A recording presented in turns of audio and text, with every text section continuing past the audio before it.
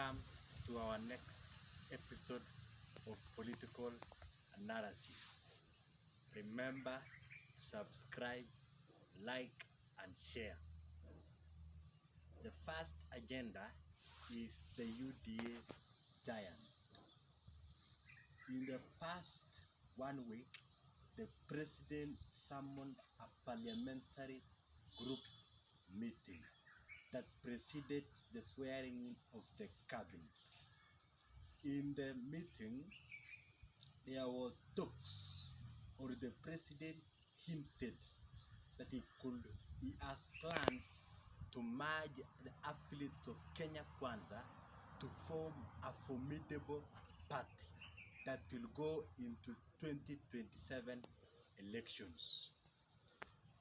These talks seemed to have been testing the waters, for they were short-term and in fact high level of secrecy was observed.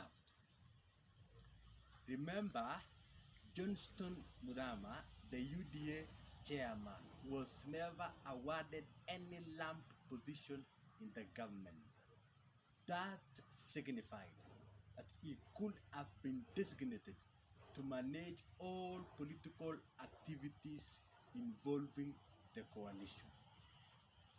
The same chairman has also hinted that he has plans, one, to merge all the affiliates of Kenya Kwanza into one strong party called United Democratic Alliance, bearing in mind the fact that Amani, the ANC leader, and Maendeleo Chap and Chama cha Kazi and other parties were awarded pegged on the post and pre-coalition agreements.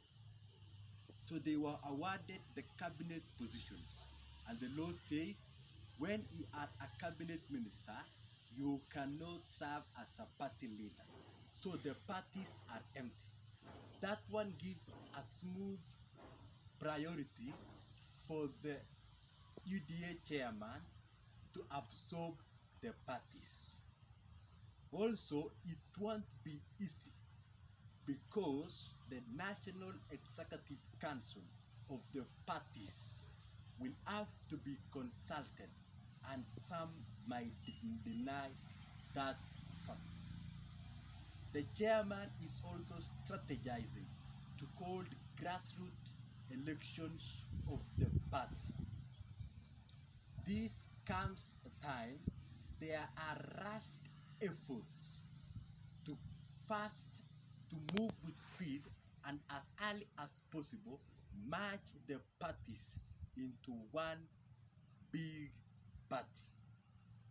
So the grassroots elections will be meant to woo the other leaders of the party to come into this UDA giant. Number two is Kenyans were promised that freedom was coming.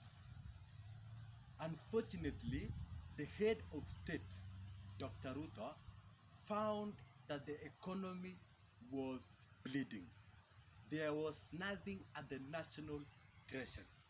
Therefore, he rushed with speed to start mobilizing resources, investment, and revenue. The first strategy was consulting the National Social Security Fund, that is, Kenyans to start a saving culture. The same restless president moved to the Kenya Revenue Authority and indulged himself in the internal affairs of the collection of taxes body. And in fact, he is trying to suggest that anyone who has an ID card to start paying taxes. But I will wish to remind the government that Kenyans are grappling with tough economy, high cost of living, and languishing in poverty, subject to drought disaster. So you cannot continue raiding the pockets of people which are already empty. That is why Kenyans must prepare for a tough and continuous skyrocketing of products. That is the basic needs. Therefore, the cost of living will go up before it comes bottom, and then we start uplifting the plight of Kenyans up. So it will be up first, then bottom, then we rise. The Hustler Fund that was meant to cushion Kenyans on this poverty seems to be attracting interest. Therefore, it is not a free money. You have to pay back the interest. That is in contradiction with the expectations of many Kenyans. Just to conclude is that we have a new government, a new regime, where they are playing out to be an administration, at the same time a hands-on president who is grappling with managing the political sector.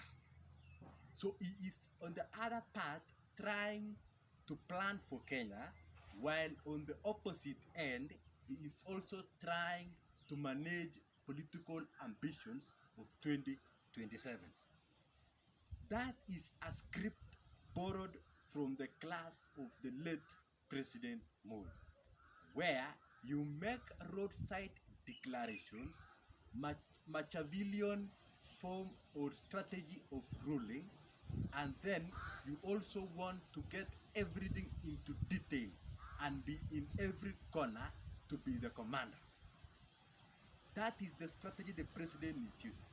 But we advise, before you utter those declarations, please sit down and have a lot of thoughts on, such that we make the best plans to save Kenya from the current